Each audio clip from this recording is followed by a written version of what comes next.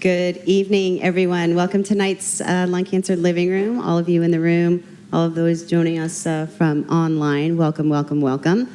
It's great to see some familiar faces in the room and great to see some new ones as well. For those of you who do not know me, I am Danielle Hicks. I am the Associate Executive Director overseeing programs and services here at the Foundation. I am also one of Bonnie's daughters. The oldest. The oldest. The youngest is in the room somewhere, I think. I don't know. Anyway, we're thrilled to have you guys here tonight to talk about targeted therapy resistance. It's a huge, huge up-and-coming field right now. There's lots of really exciting things happening. There's a young one. She just walked in the back, in the back door. So we are thrilled to have Dr. Collin Blakely here from University of California, San Francisco, and Teri Kennedy, who you will meet for those of you who have never met her. She is a lung cancer survivor, and she's going to share her story with us. So thank you, thank you. Before we do the around the rooms, I want to, because sometimes she sneaks out before the end of the meeting, I want to give a huge thank you to Kim Shapoister for making the gravy, the bolognese tonight. She cooked all day in the kitchen and couldn't keep our fingers out of it. She kept having to come in and slap everybody. So thank you, Kim, for doing that. And then we do have a new employee here. So when it comes to and around the room, then we get to Dr. Amy Moore. I would like to make sure she introduces herself so that you can all get to know who she is. So with that, do I get a volunteer or do I just pick a person? How does this work today? Who wants to start? Anybody? I do. Oh. Yeah.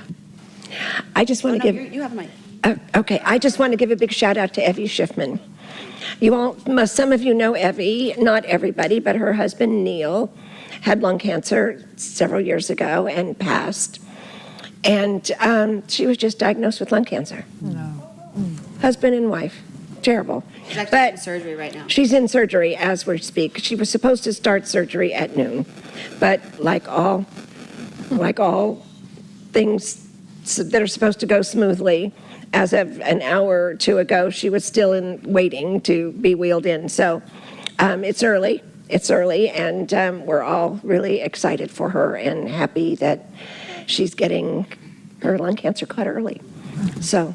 And I did want to point out for those of you who are familiar with the living room that I'm usually sitting here, but I have a bulging disc in my cervical spine, and it's pinching this whole nerve bundle down my arm. And I could probably sit for 2 hours, but it's the steroids I started this morning that are making me a little swimmy. I said, it was like an hour before this meeting, I said, I feel like the drunk girl at the sober baby shower.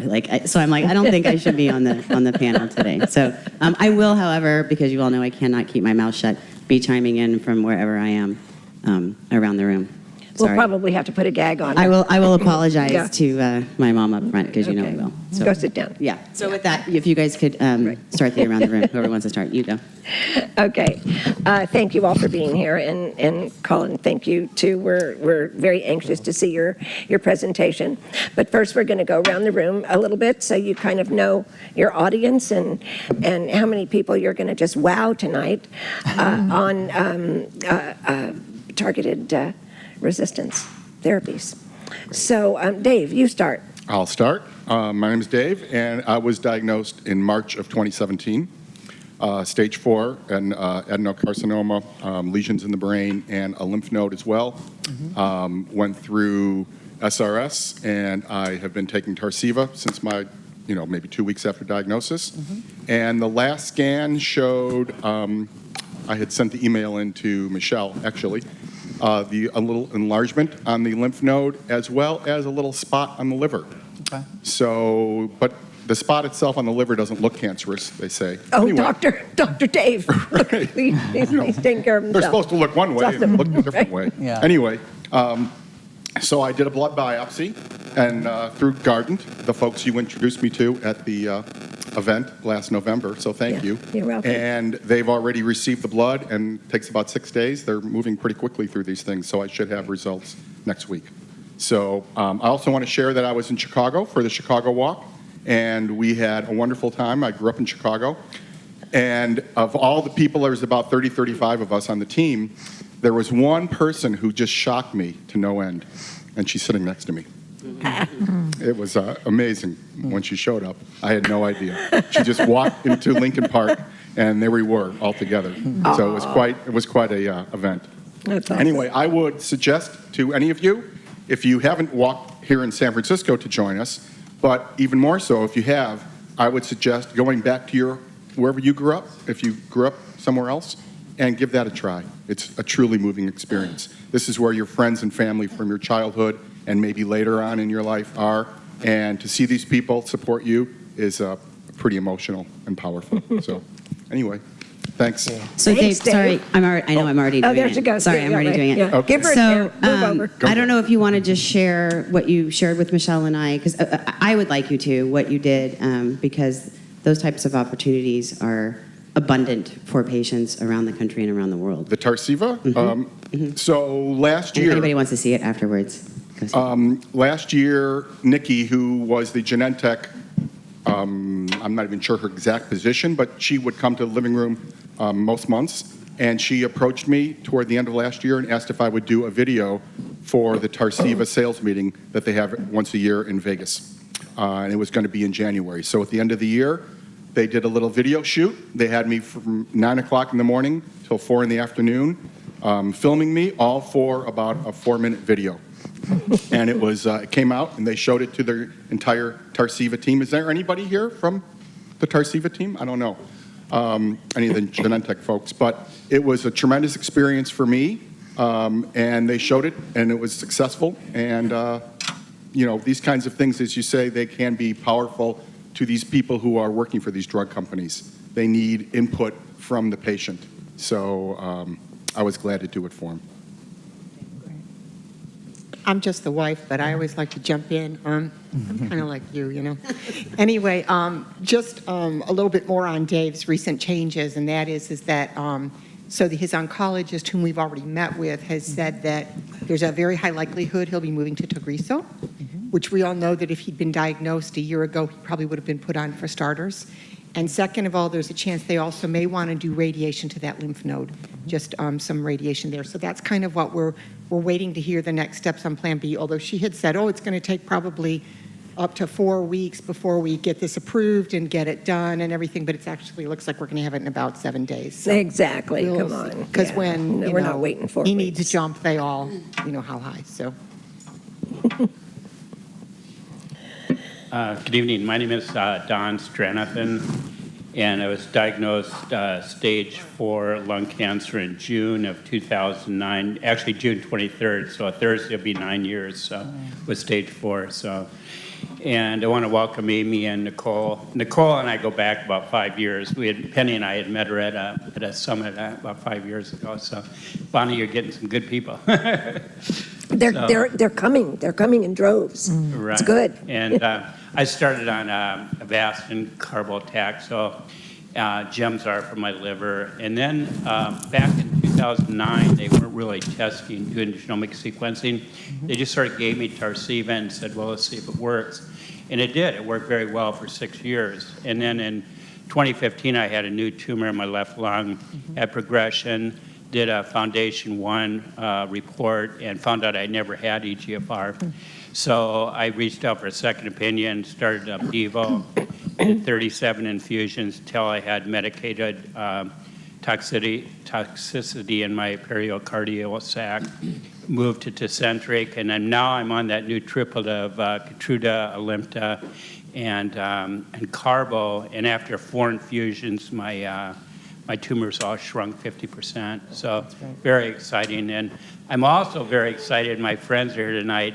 For anybody that follows me on Facebook, John and I met John 9 years ago when I was diagnosed. He was in my bicycle spin class. And a woman, Judy, said, well, you got to meet John. He's got the same lung cancer you do. And John and I have been spinning together for the last 9 years, twice a week. And Sue, I ran into her mom in the mountains. She was hiking and I was mountain biking. And she said, it's amazing you can get up here on that bike. This is a steep climb. And I said, well, especially with lung cancer. And she said, oh my God, my daughter has lung cancer. Found out we were on the same drug. And 2 years later, approximately there after surgery and everything, Sue called me when she was visiting her mom and said, we're going mountain biking. So Oh, that's we've all great. become very good friends over the years. That's great. Thank you. Okay, thanks, Don. Hi, I'm John, not Sue. So anyway, I was diagnosed in February of 2007, stage 4 adenocarcinoma.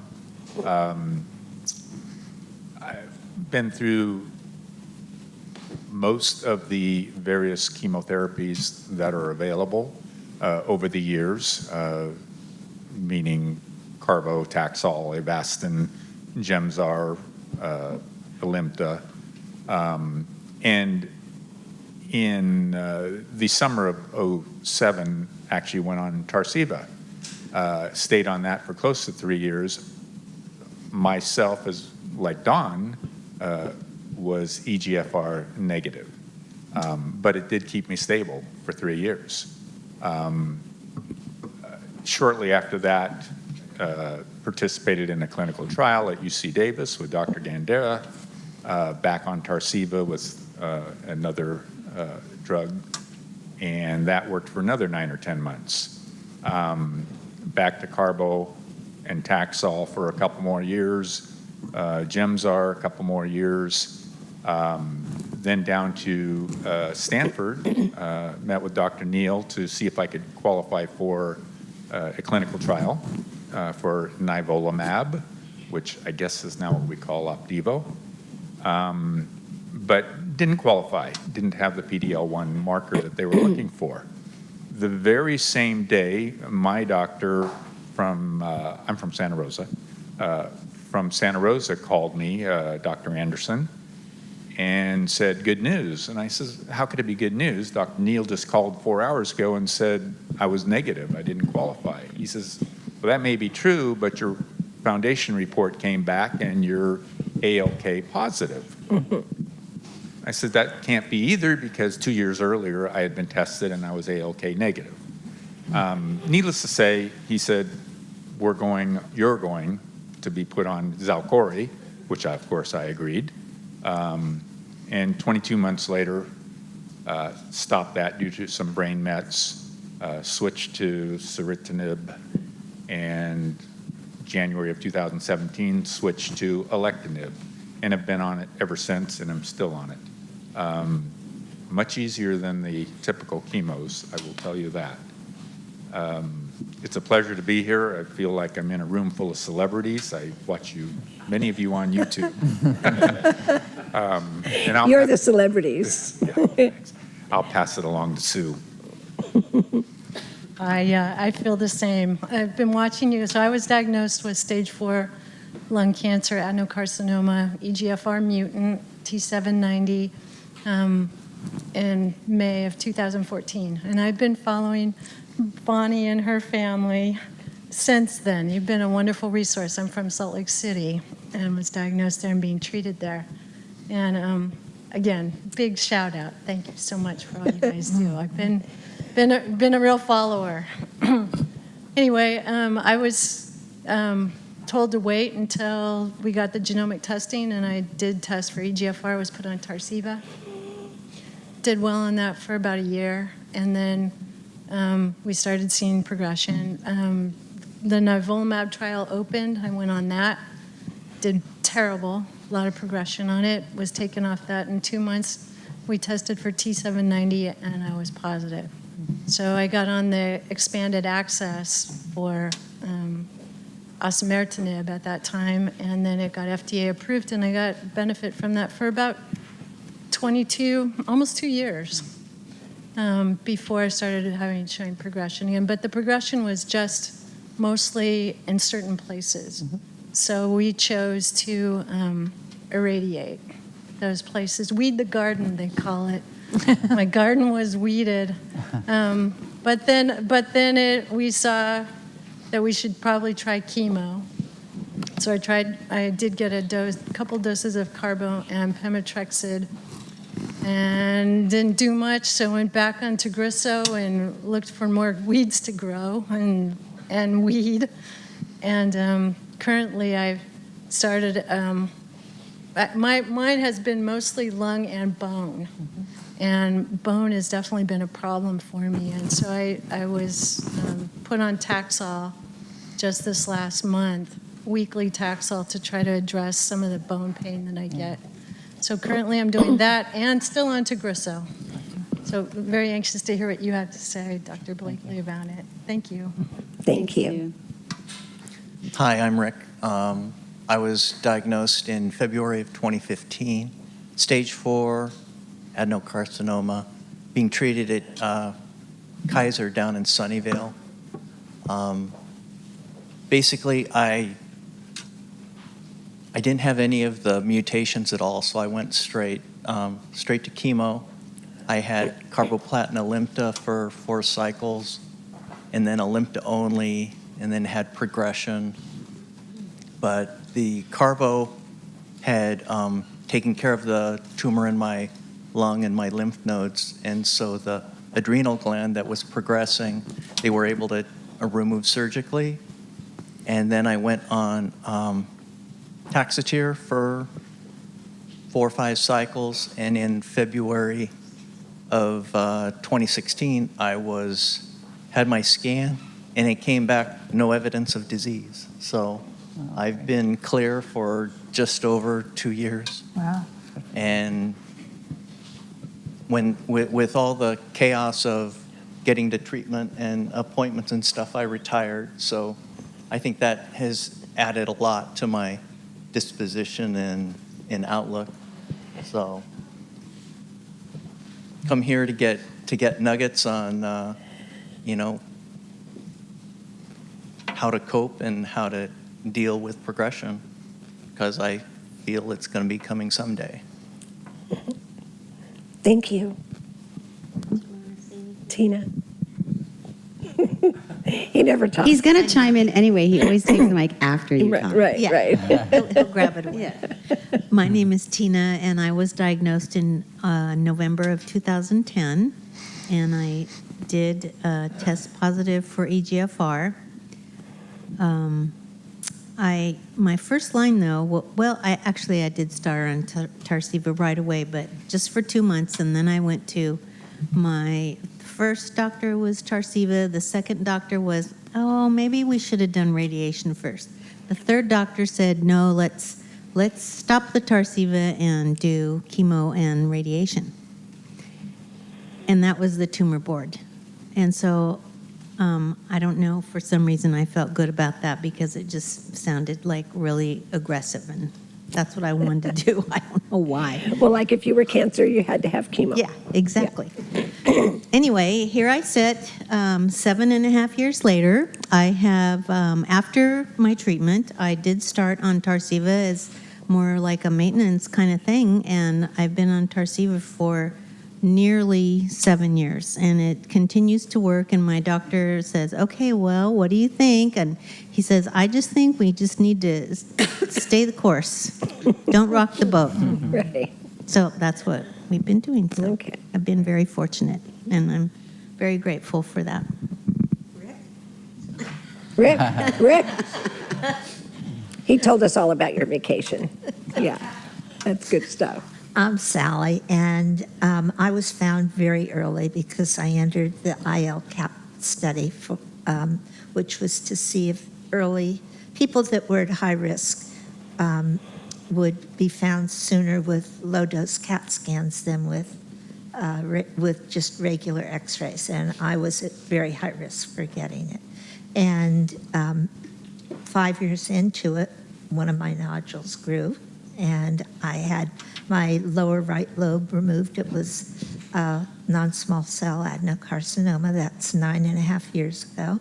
They're watching me because I have other nodules, although my oncologist, who I'm sure you know, Dr. Jahan, said to me at this point he feels if my cancer comes back, it's going to be a separate entity and not one of the nodules that I have. So I know my mother came back 3 times, so I wouldn't be shocked down the line, but I'm praying, and I'm praying Evie will be as lucky as I am because hers was found early.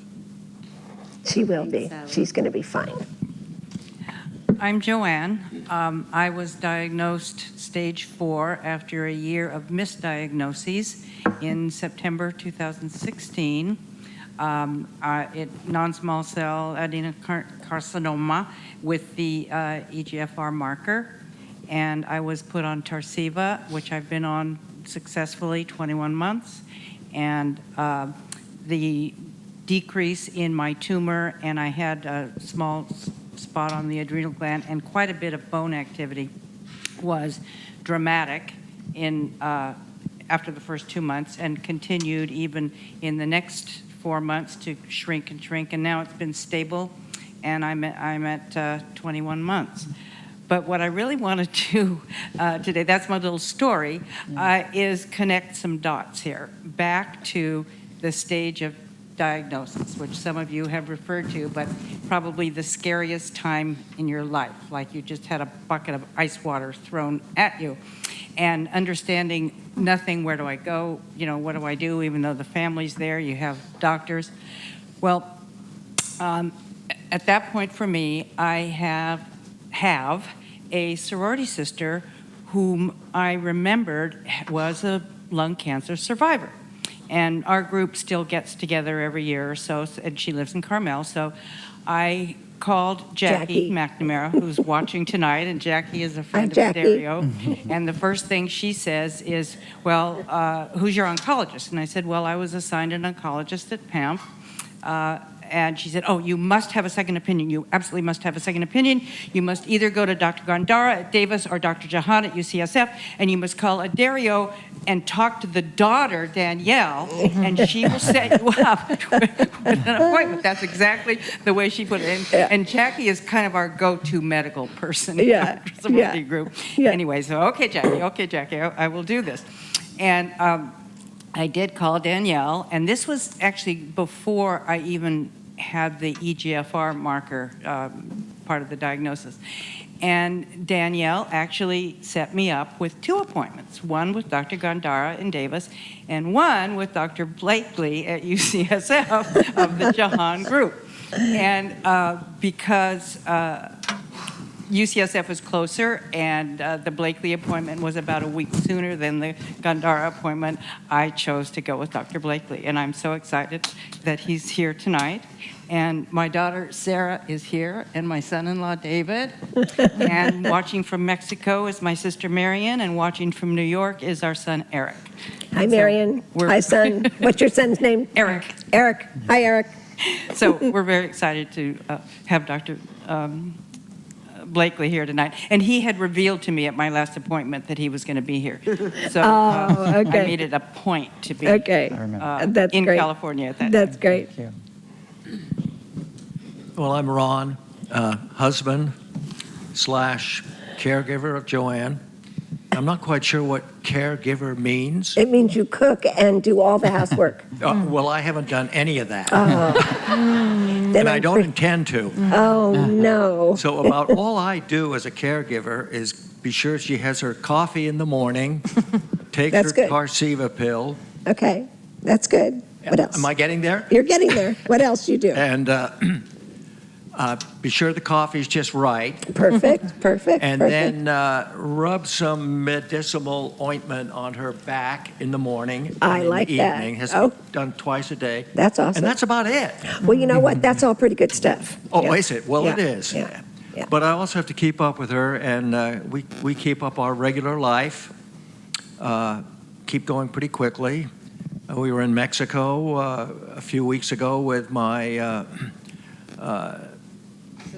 sister-in-law, Marion Selly. Hi, Marion. Are you watching? She lives in Miguel de Allende.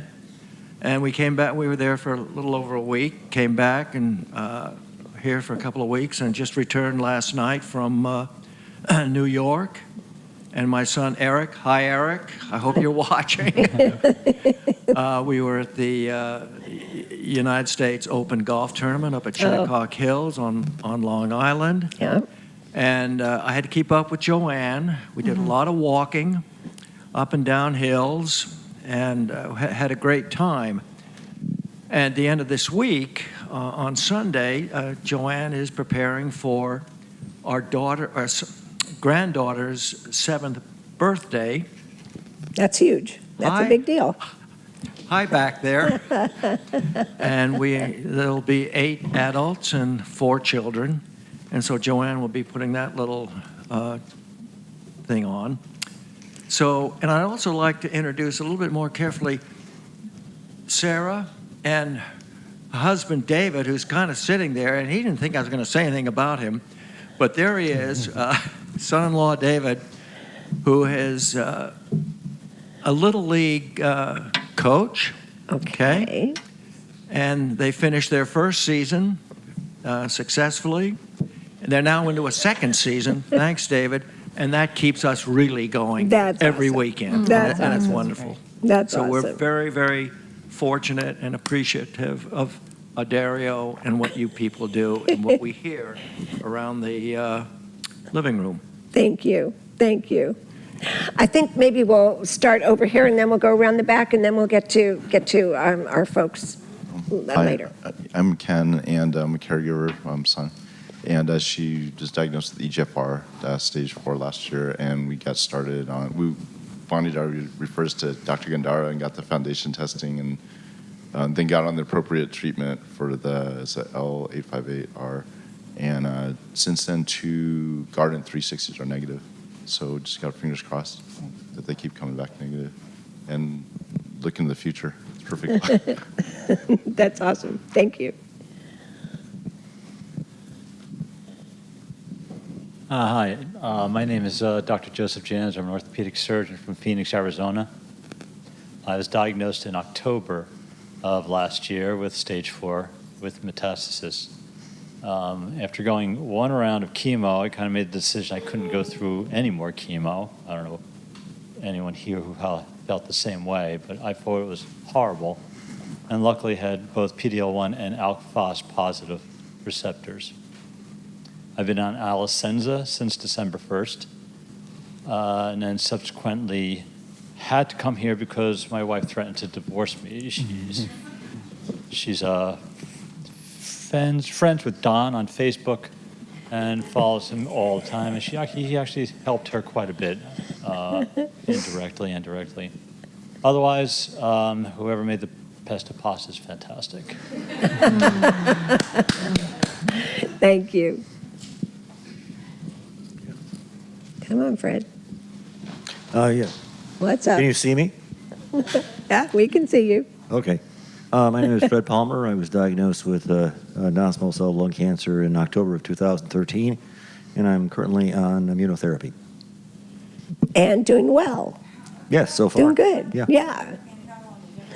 What kind of immunotherapy are you on? I'm on Keytruda. Keytruda. Right. Okay. Mm-hmm. Keytruda. Thank you. Hi, I'm Larry. I was diagnosed in January 2013 with stage 4 non-small cell adenocarcinoma. I'm on my 3rd round of treatment, Plan C. I'm on Tagrisso, and I'm a constant watcher online, seldom attendee here, but a huge fan of this foundation. Larry, I would just, sorry.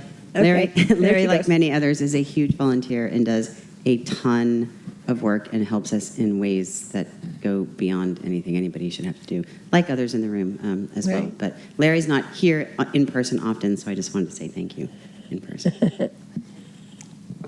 Thanks, Larry. I won't take up much airtime because my dad covered most of it, but I'm the daughter. And then give you our whole family story and everything we do on the weekends. I am Joanne's daughter, and I just want to thank Bonnie and Danielle and Michelle and everybody who has supported me through this journey. When my mom got diagnosed, I too was very scared and lost, and finding you guys was extremely helpful for me and my husband and our family to navigate this. And I, just to kind of tie it back to Dr. Blakely, I can't say enough about people who have been recently diagnosed about getting a second opinion, because it just made a world of difference and continues to help us validate things we hear, take different avenues that we would not have thought of otherwise, just having the capability or the ability to have a second opinion. So I encourage anybody who's going through this to reach out to other through other avenues and not just take the first answer you get as the right answer, because every step along this journey, my mom has come against various roadblocks and things that we thought we couldn't get through and things we thought we couldn't fix, and we've found that there is an answer. It's just not always the first one you get. So thank you, Adario, and thank you, Dr. Blakely, for being here tonight. I just want to, sorry, again, I know. I just want to, just kind of to tag onto that a little bit, how important the second opinions are. And sorry, I know, and I'm doing it from here. I should have just left the chair up there. How important second opinions are. Sometimes there's a lot of people diagnosed in this country and around the world who don't have close access to the, Dr. Blakely's of the world. But if you can get there even just one time and have a good sort of treatment plan brought up that you can then bring back to your community physician and talk to them about having your treatments done in your hometown, that's an option for a lot of patients too. So I just want to throw that out. Thank you, Danielle. Yes. Hi, my name is Karen. I was diagnosed actually in late 2007 and had surgery in January 2008 because I was so fortunate, only a 1B. My tumor was found completely by accident and was a non-small cell adenoid carcinoma. And I had 4 cycles of chemo. It was cisplatin and gemcitabine. And since then, I've been so fortunate to not have recurrence, and I'm watched every year, but I was also very fortunate to have Dr. Fred Marcus as my doctor. He's so very special. Yep. And missed by so many. And I think that Bonnie was just starting the foundation. I didn't even hear about it till several years after I had gone through treatment and everything, but I'm hoping to be able to do more volunteer work as I go forward, trying to cut back on my work life and give more time to the foundation. I just think it's fabulous, and you're doing so many amazing things. I just wish you all well and keep going. Thank you, Karen. Okay, so I'm going to interrupt Wait, now. okay, are you going to talk about Fred? Well, I'll definitely talk about Fred, but Karen, when she first was introduced to the foundation, she snuck into the gala. She didn't actually sneak into the gala, but she kind of came in under the radar. And so we kind of had to poke and prod and ask her how she found out about us, but continues to support the foundation and now wants to support us in other ways of helping us through our ambassador program. Fred Marcus was truly one of the most remarkable oncologists ever. He dealt with my family, which is a tough one. We would all storm into his room, and there is a picture of him right up here. Right there. He was a local oncologist here who Right there in the back corner. in 2003 was kind of thinking ahead of the game. And because my mom was treated by him, at that time she was really given a multi-D care when it didn't exist for lung cancer. And in 2006 or 6, he was diagnosed with stage 4 lung cancer. And I was taking care of him. It completely turned around, and it's a really sweet story. He had surgery somewhere along the way, and I said, Fred, you're going to need a special chair because it's going to be really hard to sleep at night because when you have this amazingly invasive surgery. So he says, I don't need a chair. So he got out of the hospital and he was home, and I was talking to him every day. And I said, how are you sleeping? He says, I'm not sleeping at all. I said, what do you think about the chair now? He says, I think maybe that chair would be nice. So we had delivered one. It was one of those chairs that like lifts you up off the ground and gets you going, but also very comfortable. He called me and said, Bonnie, this is the best night's sleep I ever had. But then what he did is he also apologized to me. He said, I just didn't know. I just didn't know what the patient goes through until he actually, went through it himself. And that stuck with me forever because I think it's something, that should be on every physician's mind. what would I do if I was in these shoes? Or what would I do if one of my children was in these shoes? So, but God bless Fred Marcus and you, Karen. Thank you. Well, real quick, Bonnie, Debbie Marcus is online and said, Oh, come on. you're warming That's her his heart daughter. by mentioning him. So just thought I'd put that out there. Fred's sister. Oh, Yeah. wow. Crazy.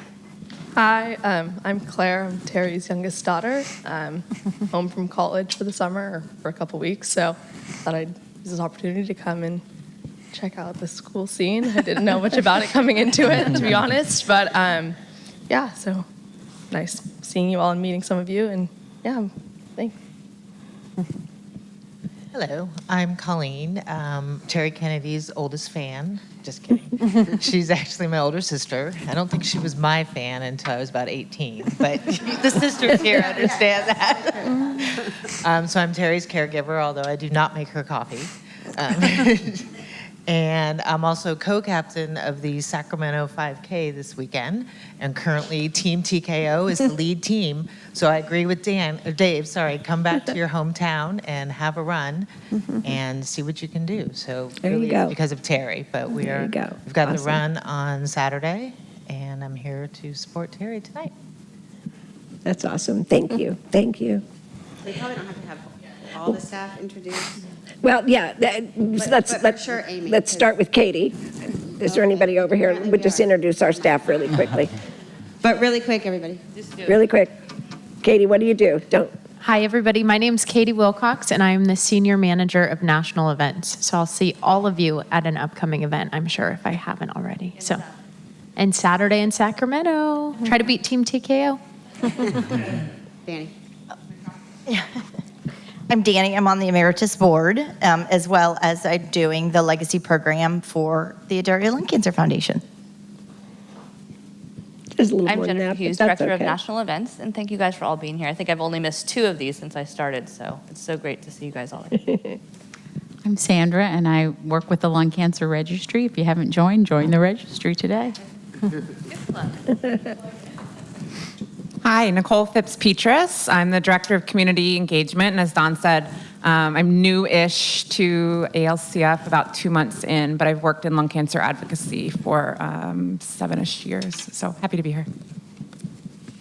I'll stand up so you can see me. I'm Amy Moore. I'm the new Director of Science and Research. So by way of background, I have a PhD in microbiology and immunology, but trained as a cancer scientist as a postdoc at Vanderbilt, and then am fresh off the plane from Georgia. I just moved here this weekend. So in Georgia, I was connected with a statewide cancer initiative that had been founded by a previous governor using some of the state's tobacco settlement dollars to help move the needle on cancer outcomes. But this is a real pleasure for me to get back to my cancer roots, to be connected to the science, and most of all, to be connected to all of you, the patients, and to do the work that we do to help you all. So I look forward to being connected with you. I'll be in that seat next month talking about the best of ASCO, so look for me next month. Straight off, literally straight out of unpacking boxes and off an air mattress. And right, I would love to be unpacking. sleeping on an air mattress. So, Hi guys, I'm Katie Skilsky. I'm on the events team here at the foundation, so I'll see some of you on Saturday in Sacramento. Hi, good evening, everyone. I'm Leah Fine. I'm the director for the Centers of Excellence program. So I hope that everyone here has access to a multidisciplinary care team. And if you don't, please come see us. Hi, I'm Gina Tallarico. I am the West Coast Events Manager, and I will see you all in Sacramento. I'm Jan Alott, and I'm the Senior Manager of Marketing and Communications. And it's wonderful to see all of you here and be spreading the word about lung cancer and your experience. Thank you. I already went. I'm Andrea Parks. I work with, I kind of wear many hats here, but majority development and partnerships here at the foundation. And definitely, most importantly, the younger daughter. she's the young one. So now I'd like to introduce. in the corner, sorry. Oh, sorry, Michelle. I'm Michelle Zay, and Patient Services and Programs, and I know most of you, almost all of you. Now I'd like to introduce Dr. Collin Blakely from UCSF. and he's going to talk to us about progression and resistance and why all of those things are happening Great. and what we can do about them.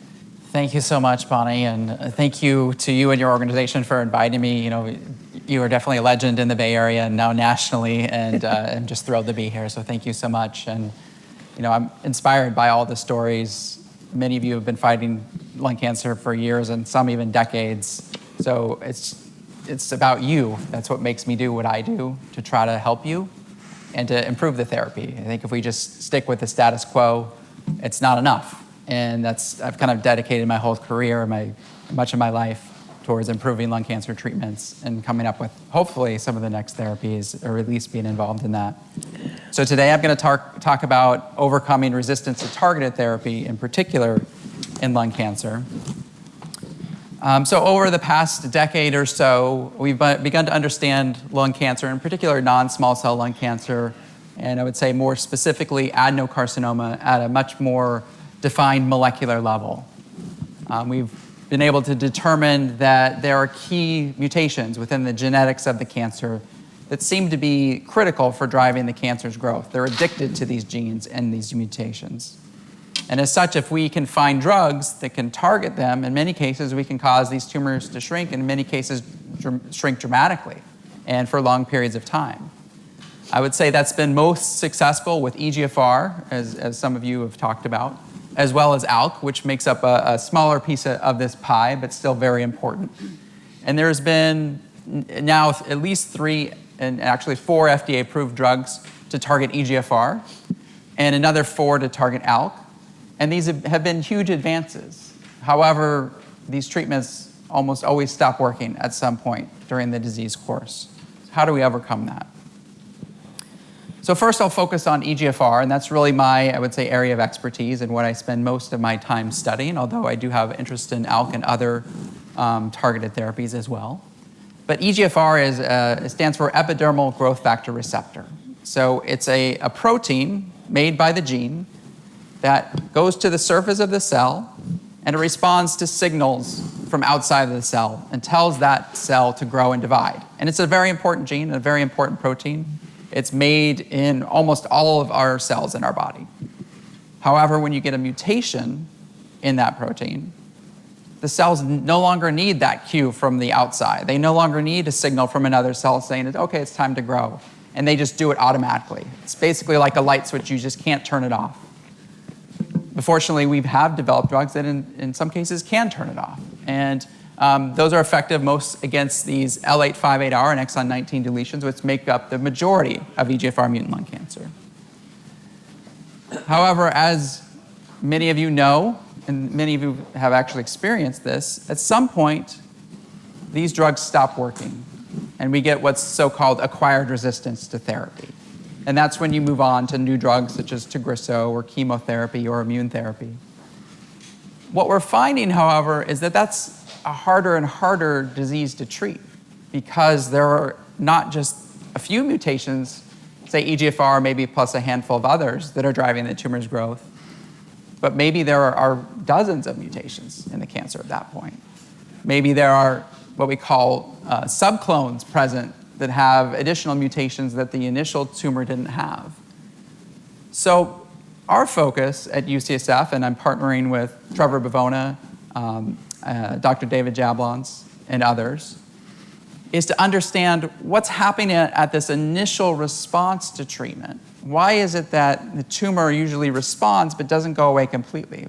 Definitely you can have complete responses to therapy, but I would say they're pretty rare.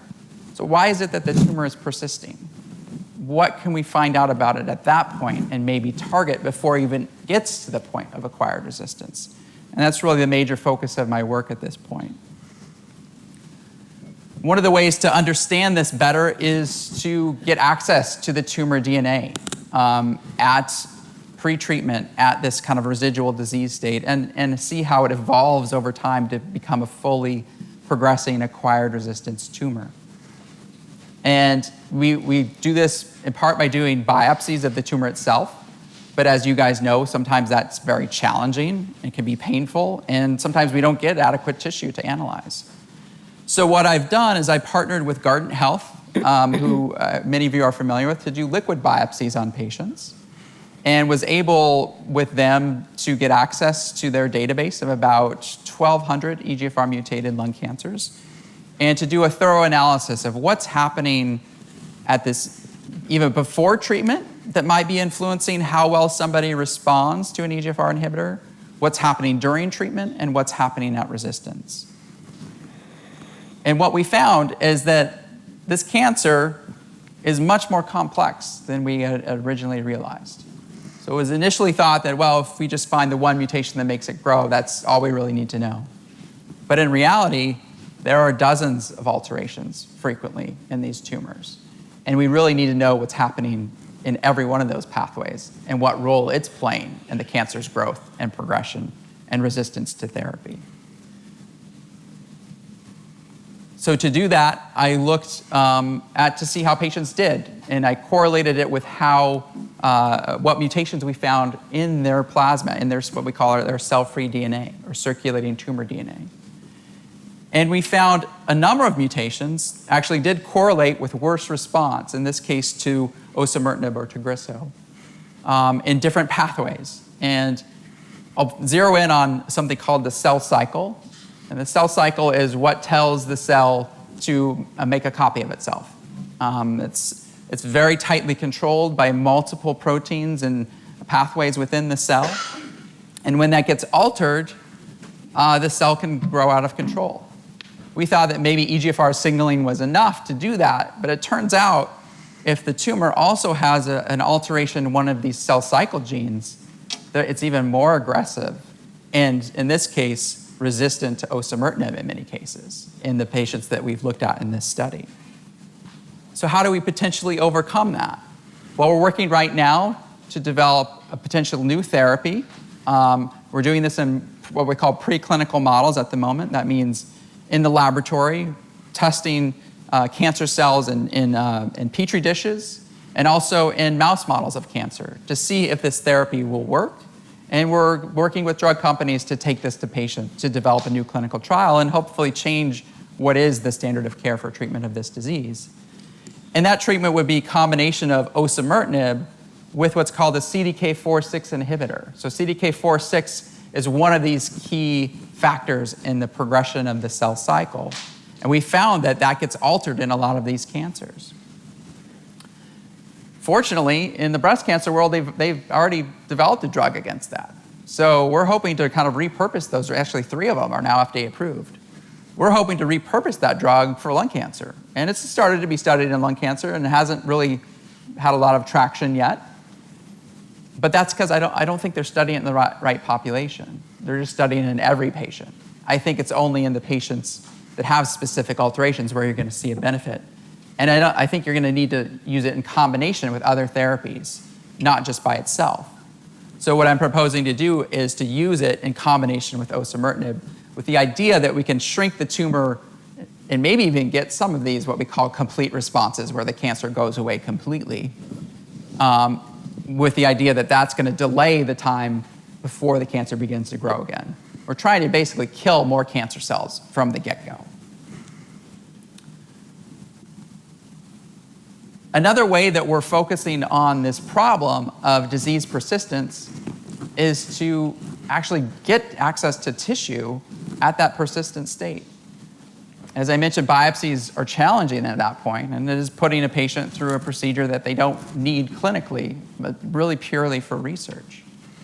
And that is hard to come by, and many patients have volunteered to have that done, and we're very grateful to them. But another way to do this is to do it in patients that are already going to have that tumor resected anyway through surgery. So I've partnered with AstraZeneca and David Jablons at UCSF. He's the chief of thoracic surgery there for those that don't know him. And what we're doing is a clinical trial to identify patients that have early stage EGFR mutant lung cancer. This could be up to stage 3A, which means they have lymph nodes on one side of their chest. And we're going to treat them with Tagrisso or osimertinib for 1 to 2 months prior to surgery. And the expectation is that that's going to cause the tumor to shrink, but not completely. And so what we'll have left is this residual disease that happens in many patients. that we don't understand. But Dr. Jablons then will go in and he'll remove the tumor, and then we'll have it to study. And we'll be able to do any of a number of things. We'll be able to look at the transcriptome, what's called the RNA of the tumor. We'll be able to look at what genomic changes have been selected for by the drug treatment. We'll be able to look at what immune cells potentially come into the tumor and either are trying to eliminate the tumor that's left over or actually helping the tumor to survive. The tumor is very crafty in a way. It can recruit immune cells in to give it growth factors to allow it to survive inhibition of EGFR. So this will allow us to understand all of those things, and then once we understand it, then we can target it. Then we can come up with new combination therapies. And that's our hope that this study will. What's the benefit to the patient? Because this is stage 3? Up to stage 3. It could be stage 1 to 3. Mm-hmm. But it's not really usual to do surgery on 3.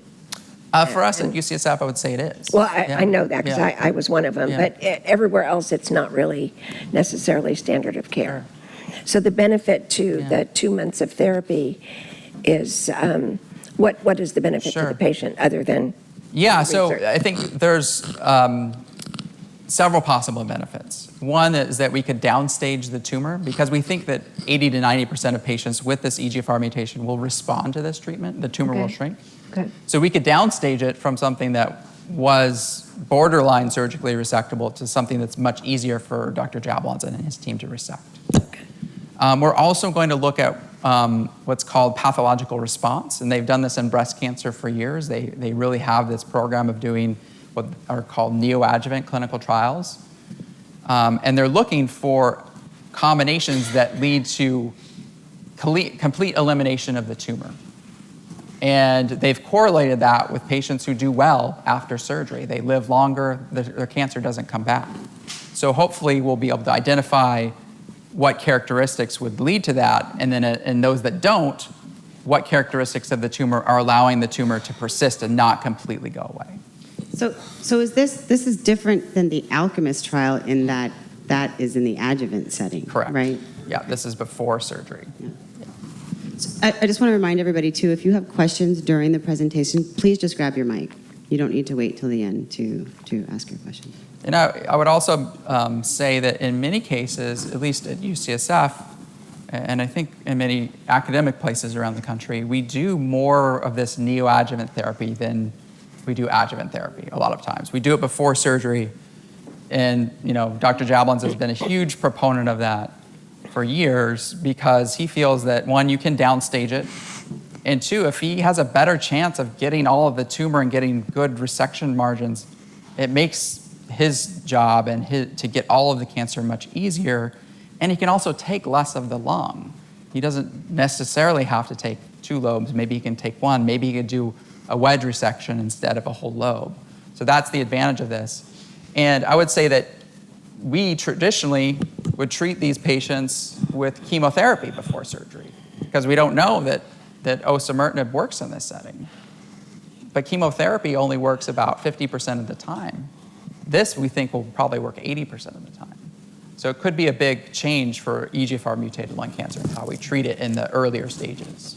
Well, Dr. Blakely, aren't they also doing clinical trials right now for immunotherapy for early stage, and they're getting great success with that also, correct? Absolutely. Yeah, there was a paper published in the New England Journal in April that looked at just that thing using Keytruda, or pembrolizumab in this case.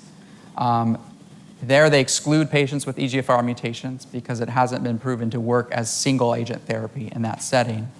But they did see some of these complete pathological responses when they do that. We actually have a trial developed by one of my colleagues, Matt Gubins, and Sue Yam, one of our radiation oncologists, to do a combination of a small amount of radiation therapy in combination with pembrolizumab, nivolumab, Opdivo, in that neoadjuvant setting, with the idea that the little bit of radiation, it's not full dose radiation, but the little bit is going to stimulate the immune system a bit. It's going to wake it up. It's going to expose it to these tumor antigens. So we have that trial open as well. So we're, all of our patients that have earlier stage lung cancer And stage 3 lung cancer is still any lung cancer is a very serious disease with a high chance of coming back. So we have trials for basically all patients with early stage lung cancer to treat them with either targeted therapy or an immune therapy approach.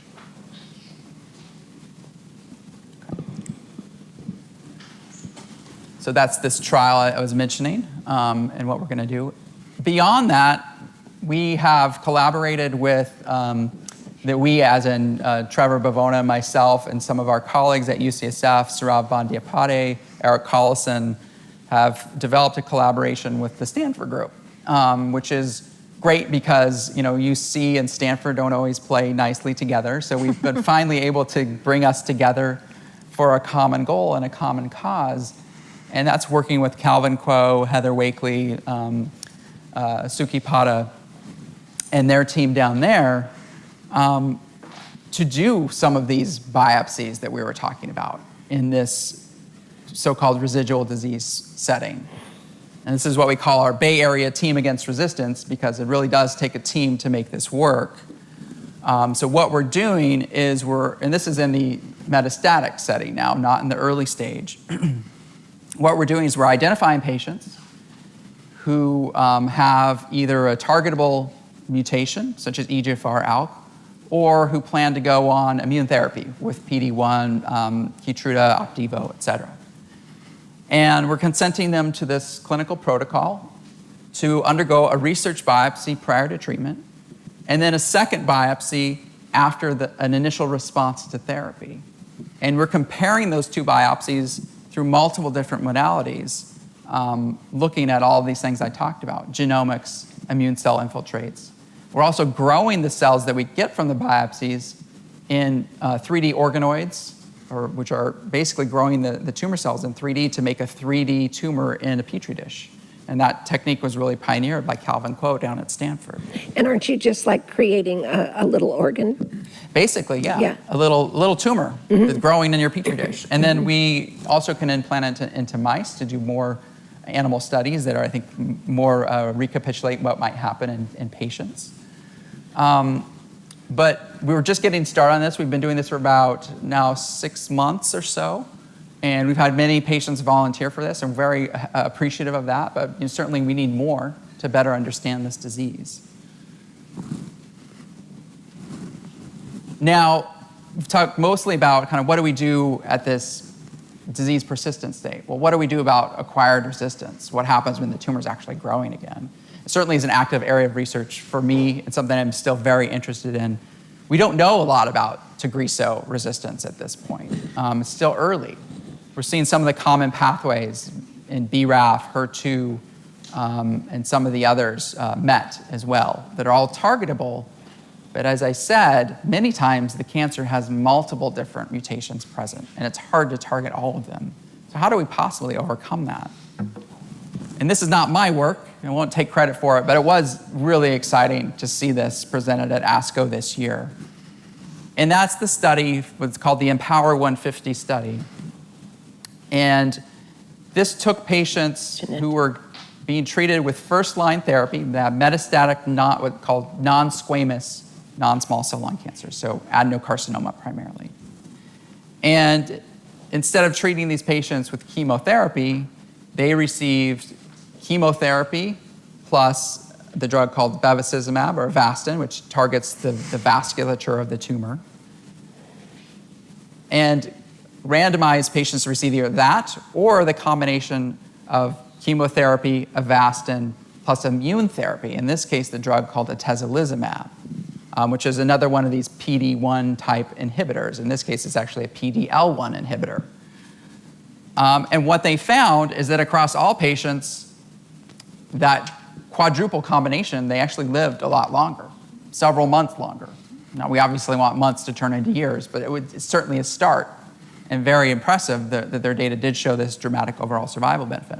But what was particularly striking to me is that this was one of the first studies that allowed EGFR or ALK patients to also enroll in the study.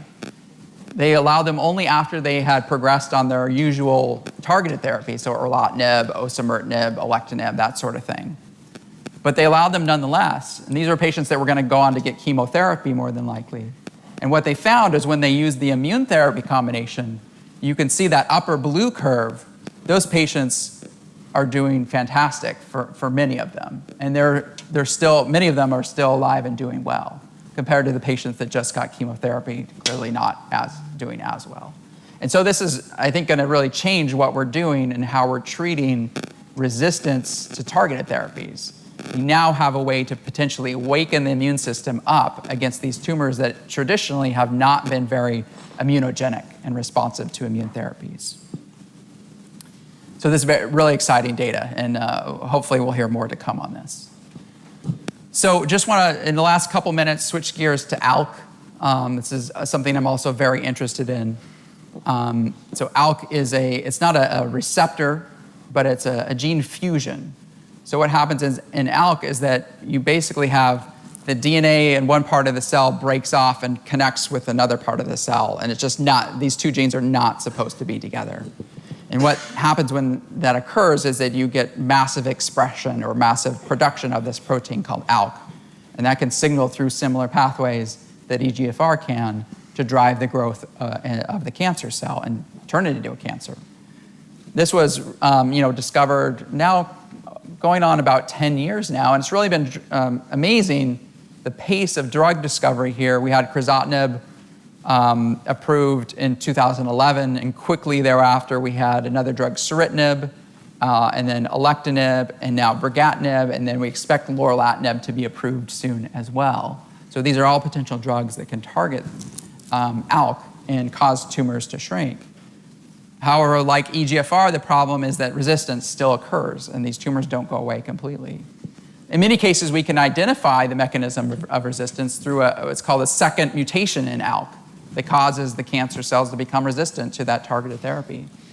But as you see in the white there, about half of the patients, you can't find anything that's causing resistance. So why is that? How do we treat that? Well, one possibility is to look at how ALK signals. What are the downstream pathways from ALK? Maybe it's one of these pathways that gets altered that's driving that resistance. And ALK is known to signal through multiple pathways, what we call the PI3 kinase pathway on the upper, the STAT3 pathway, the RAS pathway, and the PLC gamma pathway, among probably a dozen others as well. Which one of these is actually important to this tumor? We didn't know. Until a graduate student in Trevor Bavona's lab did a very elegant study in which he used genetic approaches as well as drug approaches to systematically go through every one of these pathways and figure out which one ALK was truly dependent on. And what he came up with was that MEK pathway, that MAP kinase signaling pathway. And fortunately, there is a MEK inhibitor that's available. There's two, actually. One of them is trametinib, the other cobimetinib. And in a mouse study, he found that if he just used the drug ceritinib, which is one of these second-generation ALK inhibitors, by itself, he got nice tumor shrinkage for a while, but then after 60 or so days, it started to grow again. Very similar to what happens in patients, only on a kind of compressed time scale. But if he started treatment with ceritinib and trametinib from the beginning, all of the tumors were eliminated and never came back. So we've seen, these dramatic responses in mice before, so I don't want to get too excited about this, but it was really intriguing data. And to the point that I worked with Novartis over the last 2 years to develop a clinical trial to combine ceritinib with trametinib, and that study is now open at UCSF, and we're accruing patients to that. So if any of you are interested in that study, I'd be happy to talk to you more about that. So I think with that, I probably used my time, and I'll just thank you. And none of this work could be possible without you guys. So you volunteering to participate in the research is just tremendous, and thank you for that. And just want to thank the rest of my team. And Bonnie, early on, the foundation funded me back in 2012 when I was a fellow. So kind of started me on my way. So I'm very thankful to you for that. You're welcome. Thank you. I think there's a couple of questions online. So go ahead, Michelle. So someone was asking, are they discovering possible future resistance with second biopsies? Can they know resistance will happen before it is discovered by tumor progression? Yeah, so we're working on that now. We've now biopsied about 30 patients at that. They're still responding to treatment, and the tumor has not started to grow yet. And we're just doing the analysis now. It takes a lot of effort to get the genomics done, and we're doing what we call whole exome sequencing on these tumors, as well as whole RNA sequencing on these tumors to understand what's allowing them to persist. And I do predict that we will find mutations that are eventually going to be the resistance mutations that are present even before the tumor is progressing. I predict that that'll definitely be true.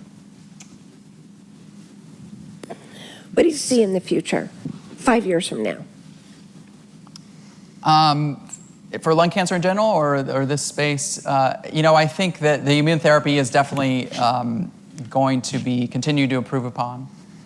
I think we've seen patients have dramatic responses to that, but not enough. We've only seen about 20% of patients are responding to immune therapy. And if we can find a way to make that work for more patients, for all patients really, then I think that's really the goal. In particular for these EGFR, ALK, and other targeted therapy patients, if we can find a way to understand what the role of the immune system is in those patients and to harness it to fight the tumor instead of what I think the immune system is actually doing, just helping the tumor in that case. If we can find a way to actually make it fight the tumor, then I think we'll improve therapy. And I think in 5 years, we can definitely push the survival of this disease out past a decade. That's really what I see. Okay. So I have a question, and we heard it in the room tonight, and we hear it all the time about, well, my original biopsy didn't show anything, so I went on chemo or did whatever, and then eventually, for whatever reason down the road, I had another biopsy, and now I have the ALK. Right. Or I've actually met patients who were thought to have EGFR, did really well on Tarceva in spite of the fact that you didn't have the mutation, and then their cancer switched to an ALK. What role well, first of all, why does that happen? And I guess my second question is, what role do good quality biopsies play, solid tumor biopsies play? Yeah, I think that's a great question. So there's this process or this entity called tumor heterogeneity. The tumor is not just one thing, and if you biopsy one spot, you may get something completely different than if you biopsied another spot. Now we think that there are some common, what we call truncal events of the tree that are common among all the cancer cells in a patient's body, such as EGFR, such as ALK, such as KRAS. Those are definitely unusual stories when you see it once and then it disappears and you see something else.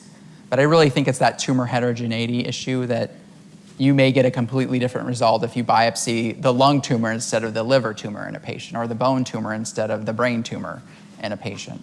So really, it's a challenge, and making decisions on just a really tiny piece of the puzzle is hard. Things like Guardant and Foundation that have their blood-based tests, I think, do probably a better job of capturing that heterogeneity, and they identify other mutations that a single tumor biopsy wouldn't have. The problem with those is they're not quite as sensitive as the tumor biopsy itself. So, meaning that they may only detect 80% of the EGFR mutations in a patient that had an EGFR mutation in their tumor, for example. But if and when the liquid biopsy-based when it advances and is more sensitive, then it would technically, not only be better for the patient, but kind of get rid of that heterogeneity problem. I think so. Yeah, I think that's, to go back to Bonnie's question, I think that's where we're heading as well, less biopsies. I know we talked about our study doing biopsies, but I think clinically we're going to be doing less biopsies because these tests are already very good and they're just going to continue to get better. And do you know, is there a scientific reason why, or do you have a hypothesis as why somebody would jump from one mutation to another, and or even from an adeno to a small cell? Sure. So I think in a case where somebody had, say, I had an EGFR and then it turned into an ALK, I think that was probably two different clones present from the beginning. Maybe the EGFR clone was the dominant clone. It was 99% of the tumor, so you never were going to find any ALK in that tumor. But as soon as you started treating the EGFR, the ALK was free to grow, and that's what you found. So I think that's probably what was happening there. We've seen that in a couple of cases that we're hopefully going to report out. And then the small cell transformation, that's a huge problem to me. It doesn't happen in a lot of patients yet, but as we get better and better about targeting what's making the cancer grow, it's finding ways around it. It's finding, well, if I just change what I am completely, you can't target me anymore. And we can't target small cell right now, unfortunately. So why that change occurs, it's probably still genetic loss of genes like P53 and RB1, which probably are two of the critical things that happen that allow that cancer to now transform into a completely different type of cancer. So before we get to Teri and she tells her story, I just want to make sure we answer everyone's questions. Don, I see you with a mic, and we got some in the back too. I just got a quick statement because I was on Tarceva for 6 years, and when I had progression in 2015, I reached out to a oncologist researcher at the University of Colorado. Yeah. I was asking about an NTRK without fusion, but I said, well, could I have ever had EGFR? Because they never tested back then in 2009. And he asked me the question, he said, did your tumor just stay stable or did it shrink? Yeah. And I said, no, it just stayed stable all those years. He said, you probably never had the EGFR mutation. Yeah, I think that sounds like the right description of what happened there. Is your tumor was still somewhat dependent on EGFR signaling. As I said, that all of our cells have EGFR, and sometimes tumors can make a lot more of it, even though it's not mutated. So yeah, I think that's probably right. For people who didn't have mutations at the beginning and then progress at some point after other therapies, is there a chance that they've developed those targeted therapy? I mean, those mutations that targeted therapy might be useful? Yeah, I think that is possible. I would say we're still learning about the genetics of those cancers and what kind of is happening at resistance. There's a genetic alteration in KRAS, which many of you have probably heard of, which if that's present, it's going to be very difficult to treat anything else that might develop if we're not targeting that. And I think the good news there is that there are now new drugs that are coming out in clinical trials coming out that target something called SHP2, which seems to be critical for KRAS's ability to drive tumor growth. So for any of you that may have a KRAS mutation or know people that do, keep a lookout for those studies coming forward. But do you ever recommend like these liquid tests for people who are failing on a current therapy? For me, I always want more information as the treating oncologist. I feel like the more I know, the better I can actually come up with the best treatment for the patient.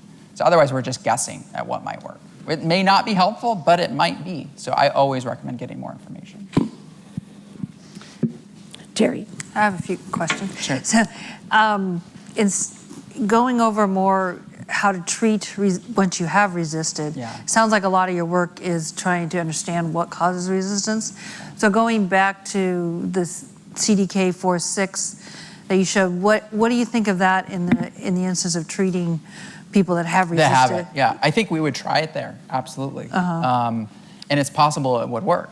I also think that it might even be better if we used it earlier in the disease, if we can identify those alterations earlier before they cause resistance and go after them. But yeah, no, I think don't have the luxury. Absolutely, totally understand that. And yes, I think we would try it there, and I think there's a good chance it could work in specific patients. No, is what you're talking about in a clinical trial type drug, or is this the existing breast cancer drug?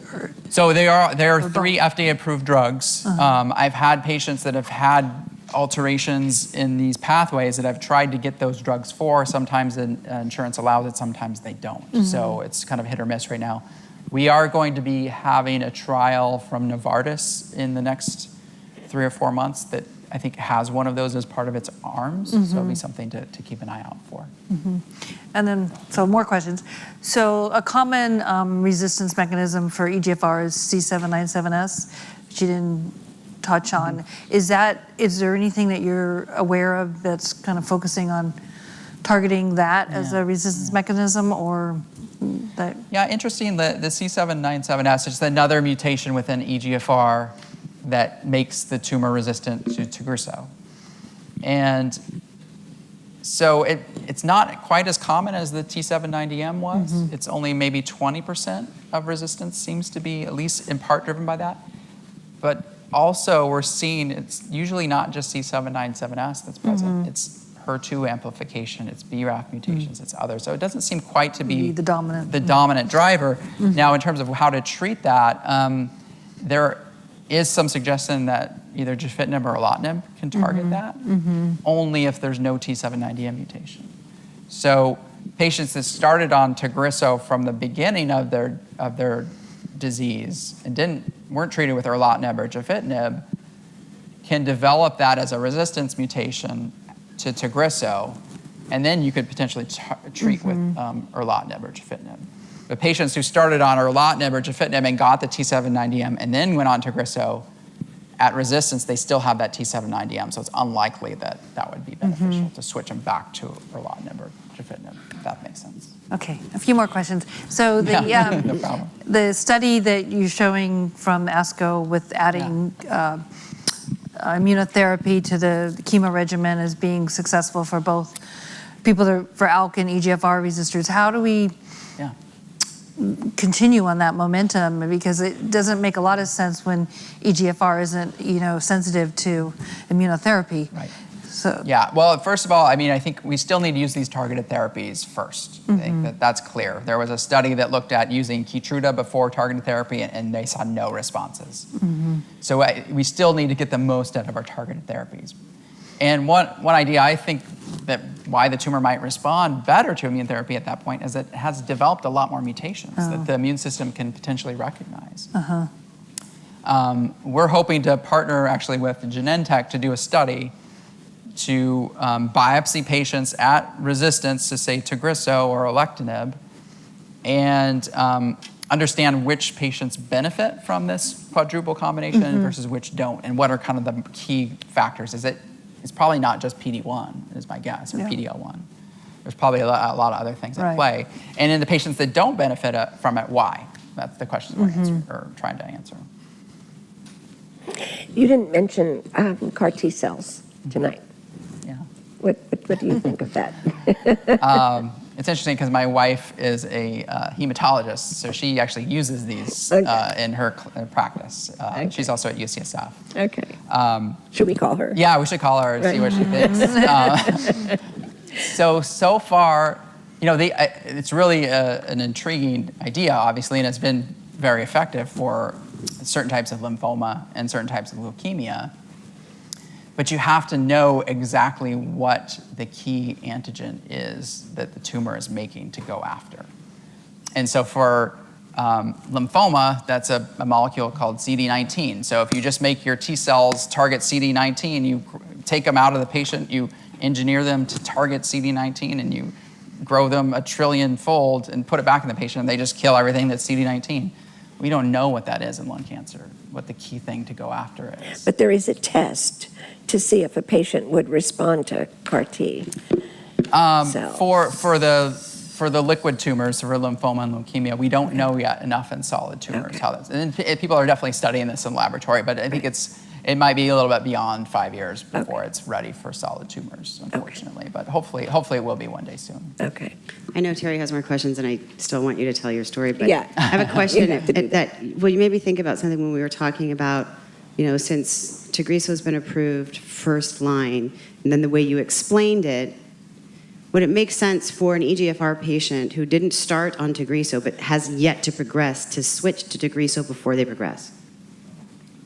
Say that one more time? Yeah. What? I see. So I'm an Start EGFR on patient, Tarceva, and my yeah. first line was Tarceva. Yep. And I haven't progressed yet. Yep. But now Tagrisso's maybe a better option. Does it make sense before I do progress to switch back to a... It's a really great question, and I take it on a kind of a case-by-case basis. If somebody's been on Tarceva for 5 years and they're still responding to it, I think somebody said you don't mess with that. If they have brain metastases and they've been on Tarceva for 6 months and they have kind of a stable-ish disease, maybe a little bit of a response, then I'm switching them. So it kind of depends on the patient. And my second question was, there's so much variation in the time to progression in these patients. Yeah. Is that due to aggressiveness of tumor? Like, what do we know why? Yeah, well, part of that was what I was trying to look at in that study. What's happening outside of these key drivers? What's happening outside of EGFR? And we're just looked at we're scratching the surface because the Garden study only looks at 70 genes. So if you look at 20,000 genes instead, you're going to find a whole other slew of factors that might be allowing some patients to go 10 years before their disease progresses, whereas others are only going 6 months. And we don't fully understand that. One of the things I think is those cell cycle alterations. But we'll see if that pans out. Bonnie mentioned the CAR T being, and you were saying it's almost too specific. What's your feeling on vaccines that are being developed? Are they going to be too specific to get all the heterogeneity that you're seeing? Yeah, I haven't seen a lot of success yet in the solid tumor vaccines. I know there's a lot of enthusiasm about this so-called Cuba vaccine. If you look at the data, it's actually not that strong. And I think if it were a paper that was published in the United States, it wouldn't really have gotten that much press. So I think there's still interest in it for sure, but to have a vaccine, you have to identify the key antigen to go after, and we still don't know.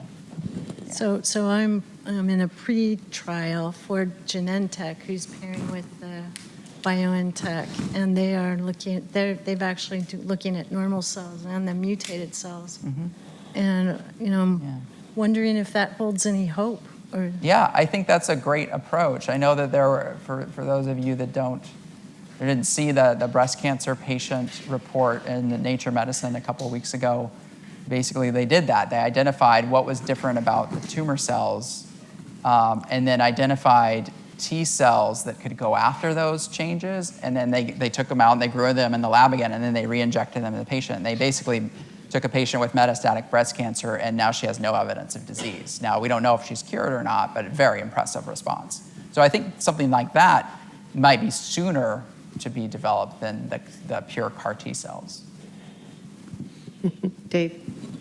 Can we go back to what you had mentioned earlier? If you are on Tarceva and you're starting to show some progression and they're going to be switching you to Tagrisso, and you had said if it had been about 6 months or give or take, that you would definitely be switching them, especially if you had lesions in the brain. And why would that be? So this is minus T790? This is right. Okay. T790 doesn't show up yet. Now it may, I have a blood biopsy coming this week, the results, so maybe it's there now, but it wasn't in the original, correct? Right. So the reason I say that is the benefit of Tagrisso, there's two major benefits. One is it can target T790M, and the second is it crosses the blood-brain barrier much, much better than Tarceva does. So and Tarceva does to some degree, but Tagrisso is really specifically engineered to do it. So it's just a better penetration into what we call the CNS. And that's why it's gone to first line. Yeah. That's why I would use it in the first line. And that's why we will see an overall survival benefit to that drug once all the data is read out. I'm quite sure of that, but we'll see. So to kind of go a little forward with that, if you've got lesions in the brain, it would make sense to... Yeah. I think in most cases it would make sense to switch from Tarceva to Tagrisso if you have lesions in the brain, even if they're controlled. Even if you're not seeing progression? Yeah. Right. I usually recommend that for my patients, and if I can get insurance to do it, I'd usually do that. Okay, thanks. Teri, your story, you thought you were going to get away without it, but you're not. Okay, like everybody else, I have a lung cancer diagnosis. Not everybody, but a lot of you folks here. I was diagnosed in August of 2015, so coming up 3 years. I've had a lot of experience with resisting targeted therapies, so that's kind of unique. I've done a lot of lines of treatment, and that's why this is very interesting, and I can share my experience with trying to come up with ideas to deal with the resistance. So I started out after diagnosis and having I had a very large tumor on my upper right lung that I think was like the size of my fist, and progression or metastases to my bones and some lymph node.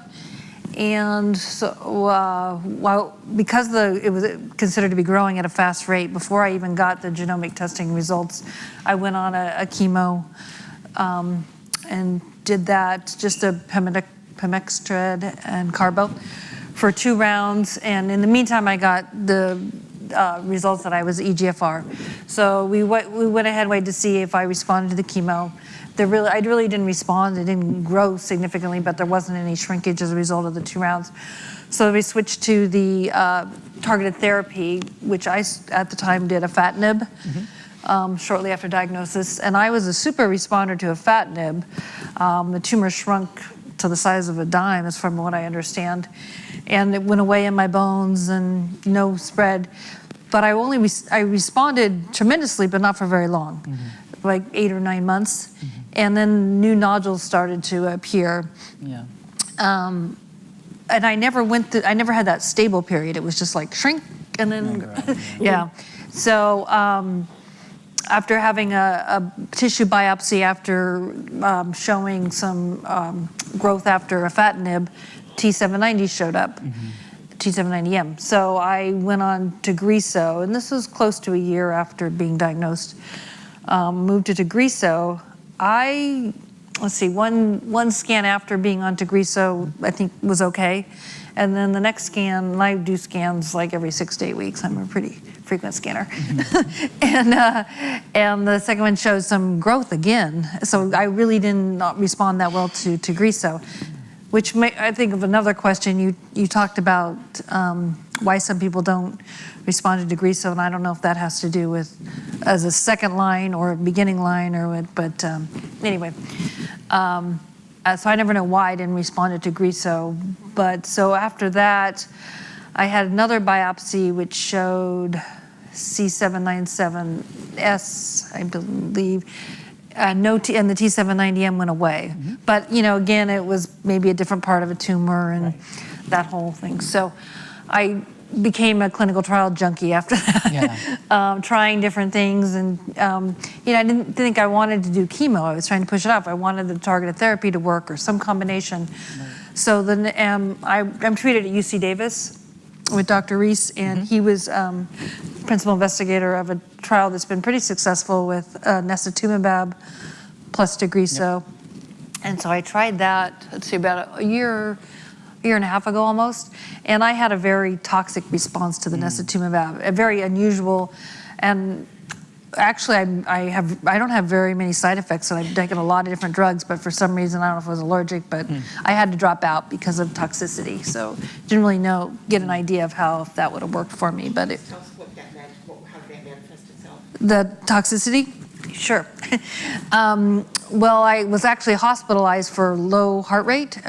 I was getting dizzy, and my heart rate dropped, my blood pressure got extremely low, and I, at the same time, was getting a really bad rash where like my skin burned, and they couldn't figure out the source, and that caused me like my temperature dropped really low. So it was just like a combination of everything, and couldn't seem to get out of the cycle. Finally, they got my heart under control, which I never had heart issues before, never had any bad response to a medicine. So I got that under control, but the rash thing was really still a strong issue. It wasn't just like the rash that we treated. They kept trying to figure out the source of it, and it was I finally went to a dermatologist at Stanford that specialized in oncology dermatology, and I went on an antibiotic for a month, and I did bleach baths to get rid of it. I mean, it was like a staph, and I don't know. Yeah. So it was just, the quality of life was horrible from it, and I couldn't maintain. I tried it a few times, spreading out the treatments, and it was just too harsh for me.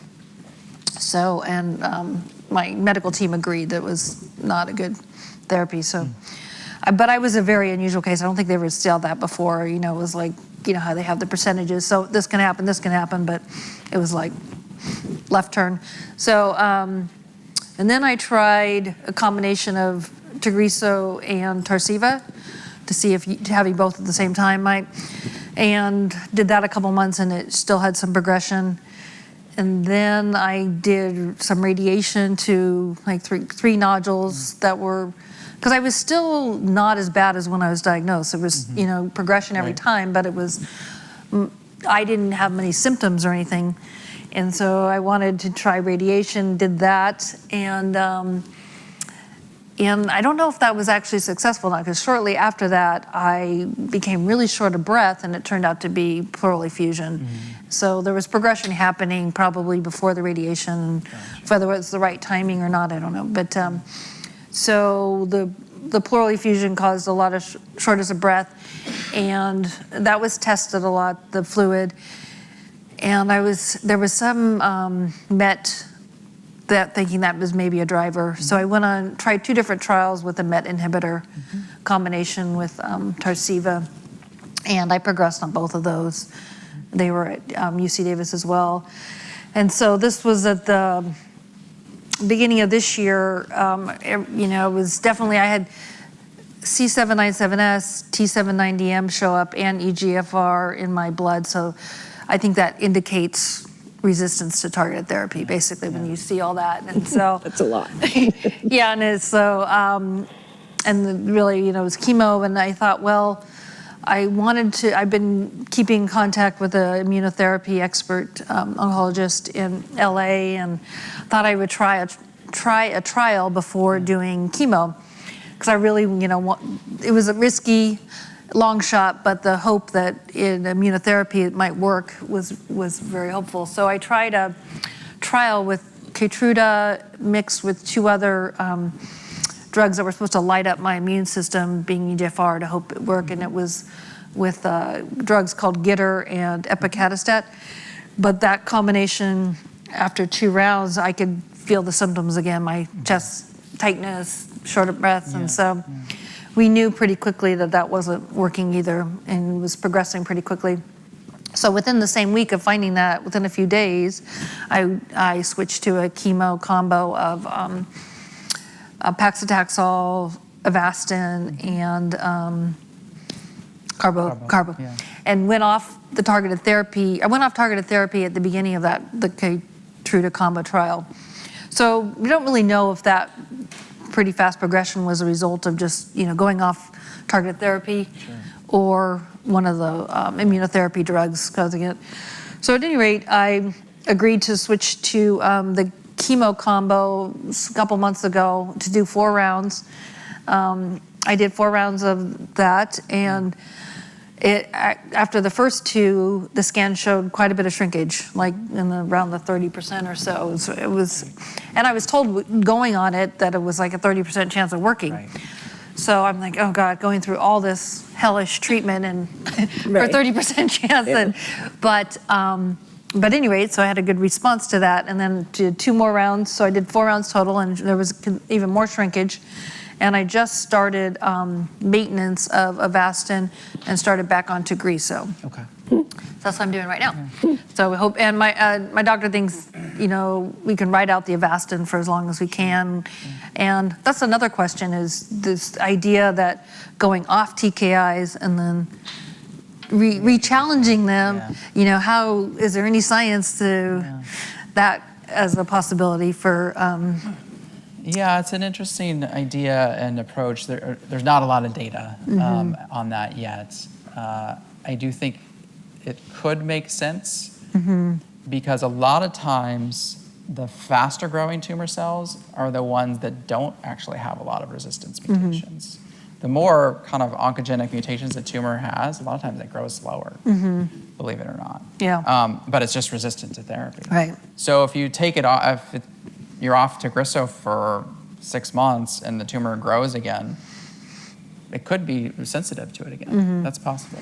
Yeah, so I'm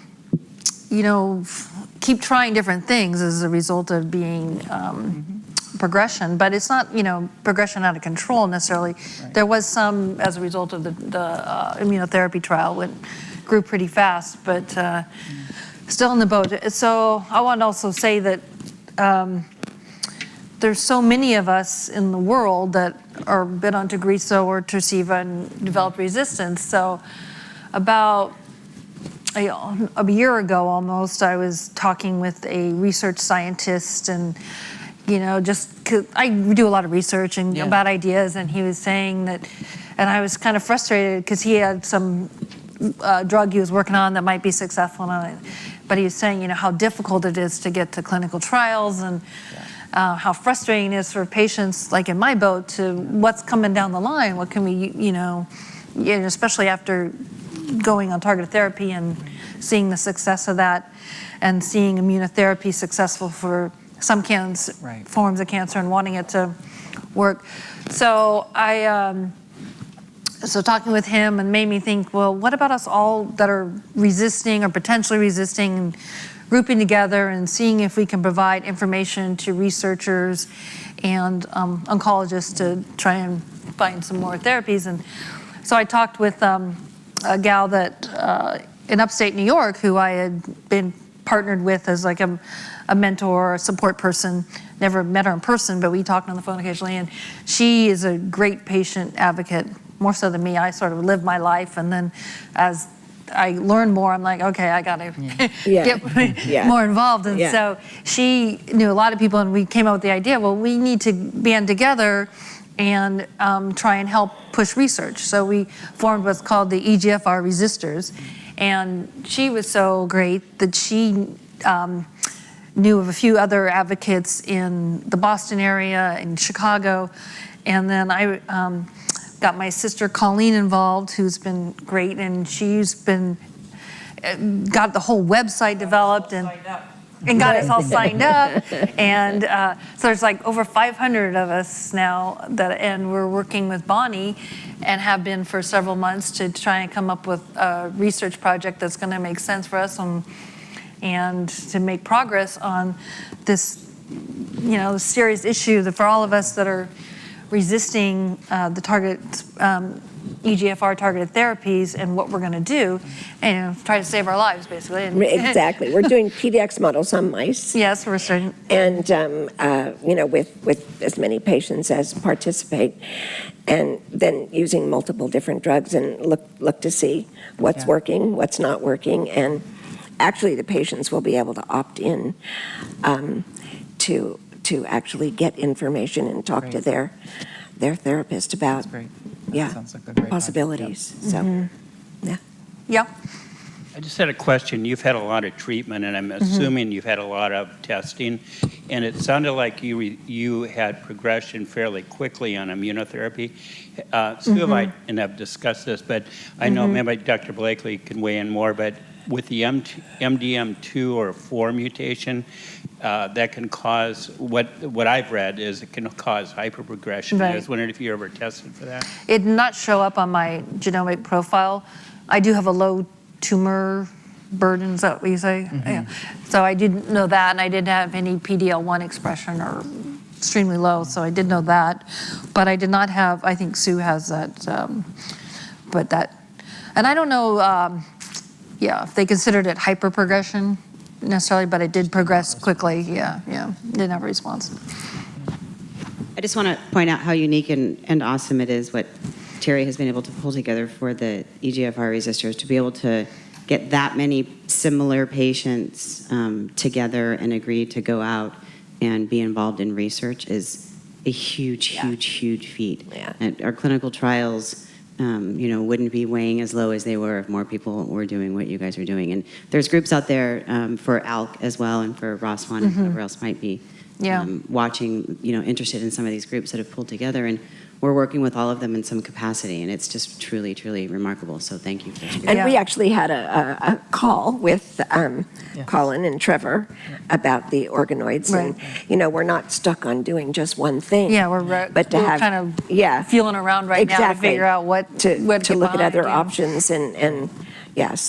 But it's, a clinical trial accrual is one of the biggest issues out there. So for these patients to be pulling together and creating these groups, you won't have to do so much fishing. They're going to be coming to you, and saying, I need this many. And, even into the submarkers, it's not just about EGFR, because you might say, I need 10 exon 20s, or I need, various different things. So And we feel like we're still trying to grow our community, and the more people we have, the more data available, and to coincide with a lot of what you're working on. And we know we're not all starting from scratch, but we could provide a lot of information about our treatment history and our mutations that would maybe drive some research. Oh, look at all this, the percentage of this showing up, and these people also took this, and some informative information that we're hoping to help. No, that's great. And will be. I have a question for you, Collin, because I'm just a huge believer in patients being a big part of the solution. And I constantly talk to everybody I have an ear to, that clinical research, we always call it from the bench to the patient. Mm-hmm. What do you think about transformational research and call it from the patient to the bench and back to the patient? Yeah, I think that's what we refer to it as. I agree with you that bench to bedside. I actually think for me it's the reverse. Right. I learn the most from the patients. I think I learned that early on in my training, that being in the laboratory, you can only learn so much from treating cells in the Petri dish. Right. And where I was learning the most was from the patients I was seeing in clinic, and that's why I actually kind of switched from being a lab-based scientist to being more of a clinical translational scientist. Because I learned the most from the patients, and that's why we did that garden study. We tried to learn, and you're exactly right. We need that information about how you did to the therapy that you were on. What other treatments you've had. It's a big puzzle to put it all together. Right. So absolutely, completely agree with you. And we have a patient registry where the patients can put their own information in for patient-reported outcomes. And as the registry gets bigger and bigger and bigger, eventually we'll be able to connect with the EMRs and validate the data. But data is the key. It's the key. Absolutely. There's Foundation and Garden and all these other companies, or even the internal sequencing, that there's just tons and tons of data, but a lot of it's not connected with how the patients did. Exactly. And so it's only so helpful. Right. We can kind of understand, but you don't really know. We need to know how long a patient lasted on a particular, everything that Teri just talked about. That's all critical. Absolutely. Yeah, I mean, we feel like a lot of us patients that we're in our own doctors in some ways, because there isn't a standard of care. We're trial and erroring. We're out there, and there's so many of us patients that are so knowledgeable because of this. Absolutely. And that's why we're kind of banding together. I mean, it amazes me every day the amount of knowledge of the people that come out of this group. I love it. I love it when one of, I call them our patients, that are listening or participating or what have you, when they go to a physician. Dawn knows what I'm talking about. And the physician says, well, what can I do for you today? And then they start asking questions, and they start saying, well, I'd like to know about that clinical trial, the number 1.004, and and the physician says, who are you talking to? Where are you getting all your information? Well, they're gathering it from, I learn from patients all the time. They come in and say, hey, have you heard of this study? I'm like, I haven't. I better read about that. Right, exactly. Absolutely. Exactly, yeah. I mean, they're doing this real time. Well, I always like to tell people that, any oncologist, even if they specialize in lung cancer or whatever, has so much to know and to learn. And I always say we only have one job. Our job is to learn everything possible about our kind of cancer. Exactly. And that's why we can completely focus, and we can't say, well, the doctor should have known. It's our job to know that, right? Right. We're in charge. We're in charge. I have a question. Back to the Tarceva-Tagrisso question. For those of us who have been successfully on Tarceva for a long period of time, if the side effects became really bothersome, would you consider switching to Tagrisso? Absolutely. Yeah, and I've done that for patients before. If they get too much of a rash or any other toxicity from the Tarceva, then I would absolutely be willing to switch. I need to talk to you then. I've got the scalp thing going on. Come back and see me. Any online questions? A lot of chatting? It's actually perfect timing, so we only have about 10 minutes left to do our thank yous and all that stuff on your sheet. Did you want me to? Okay. Would you like to do it, Danielle? Or Okay. I have a funny story to tell, though, after all of this. Okay. Because we have like 30 seconds for me to talk about me. I just walked down to use the restroom, and Arash is down there talking with Kim. And both of them said, Danielle, will you get rid of spiders? And I was like, oh, hell no, right? But it was huge, and it was dropping right down the ceiling. Well, my adrenaline kicked up, and I forgot that I had an injury. I took off my flip-flops and went to town on it. And as soon as it was gone and my adrenaline went away, I was like, that was so stupid. I don't even know what just happened. So the key to me feeling better is spiders, apparently, is what I'm saying. Yeah. Well, we all thank you for not having to deal with the spider tomorrow. It was a tarantula. It was huge. Yeah, no, it's gone. I got it. Well, we'd like to thank Dr. Blakely tonight, UCSF. Big round of applause. Amazing presentation. Teri, we didn't let you hide. You probably thought, oh, they're going to keep going and I won't have to talk, but you were amazing. Thank you. And, I mean, look at her. She has had all of these treatments, and look at her. I mean, if you didn't know, you would think she was just doing fine, right? Mm-hmm. So, thank you. Thank you. Thank you.